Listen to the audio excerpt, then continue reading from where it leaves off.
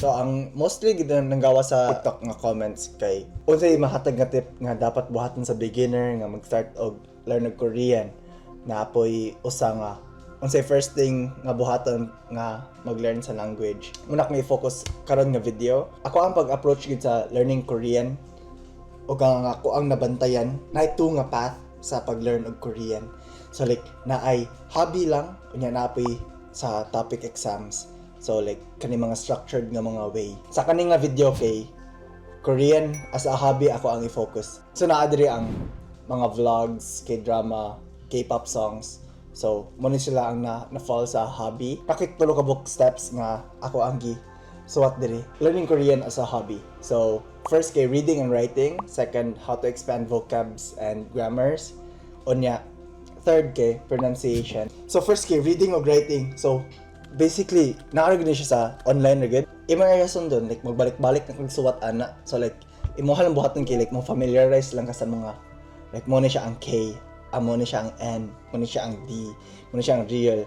Na like ay sa pag-goal sa like unsaon gid siya pag-pronounce kay mulahi ra gid siya ini ka magbasa-basa na ka. Like ang math, ang taste nga math, ang sa pag suwat lang nimo og S, kay S na siya.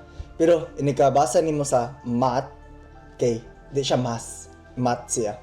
If mag-goal ka sa pronunciation ani nga stage, mabungkag ra ka ini ka kuan nimo. Ini ka real life nga conversation kay like, abi nag-math ni siya. Nya mo to nanay mga rules na pud so. Math kay mashi, so like S na pud siya. Unya ang sa number 2 kay how to expand vocabularies o grammars. Mo learn kag phrases nga imo ganahan nga isulti. So sa pag-learn ako before, ako siya gitreat sa like hello talk. Ako siya gitreat nga sa mga language exchange nga partners. So ang ako ang mga ganahan nga ipangsulti kay like pwede pa kihinay og istorya, pwede pa kibalik sa imong gisulti. Unsa na siya in Korean. So 천천히 말해 주세요. 다시 말해 주세요. 한국말로 어떻게 말해요? Ako ang mga ganahan ipangsulti kay ako siya gisuwat unya like instead bitaw of imo siya usa-usa og learn ang mga vocabs kay like ako nag-remember ang whole nga phrase nga ako ipangkuha ang mga words nga within those phrase. So 다시 말해 주세요. So like ang 다시 말해 주세요 kay like tulo na siya kabuok. So like ang 다시 kay again, 말하다. So to say nga 주세요, please do it for me. In one phrase kinana kay tulo ka buok. Nga imo na memorize diretso. Kay like naka-package na siya. Encounter na pud mo marheba. So like nakadong ka ng marheba. Like ang marhejuseyo. Ni-involve na siya something with malhada. Yeah, so inana ako mo tuon og sa Korean kay like i-phrase kay siya. Mas maka-memorize kaayo ko. So ang kanang approach kay like ganahan lang ka mo learn og mga phrases nga imong ganahan isulti. Imo po na siya mabuhat sa like magtanan lang kag mga vlogs or dramas. 디스커스팅한 냄새가 나요. K-pop nga mga kanta. So magsing along kag mga K-pop nga music. Mo write down ka sa phrases nga imong ma-find nga interesting. Isa po sa mga vlogs mo ni ako ang notes before. So sa mga vlogs kay nun busya. So like ako na siya gisuwat diri daan. So like ang nun busya kay like so shiny nun busya. Anya unsa pa ni? kanipod 환장하죠.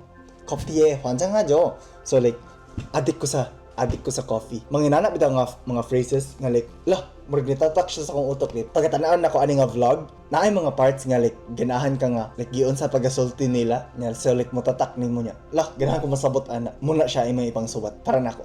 Unya alongside pud ani niya kay gamiton mo di mo si ChatGPT along ani. So inani ko mo cut-on. Like ako rin yung buhatin kay like could you break this down for me? 커피에 환장하죠. What does this mean in English? So ani gawas kay go crazy, obsessed with coffee. So anyway, inana ko mo tuon sa vlogs pod. Naamon ko trust issues pod ni ChatGPT. Dili kay ko mosalig pod niya every time. So ako aring buhaton kay mo ato rin ko sa Hello Talk. Sa pronunciation kay example, kani akong ganahan i-pronounce. Haircut cut ko dinyo. Kay maglisod kay ko pronounce. Mo na akong gi-specify dire. 한국인한테 아직 제대로 얘기 못할 것 같거든요. 그래서 한국말을 개선하고 싶어요. Onya, gi-pronounce din siya sa Korean. Like unsa ang ilahang way mo pronounce. 한국인한테 아직 제대로 얘기 못할 것 같거든요. Inanay siya nga sequence. Unya, sa ako pa mga karaan nga mga videos, like mga post na ko sa Hello Talks kay hago pa siya. Like example lang sa Irumi Mueo, like inanat lang ang mga basic lang kay nga pronunciation mga phrases. Post lang kadiya niya like masabtan na siya, most likely motabang na gid sila.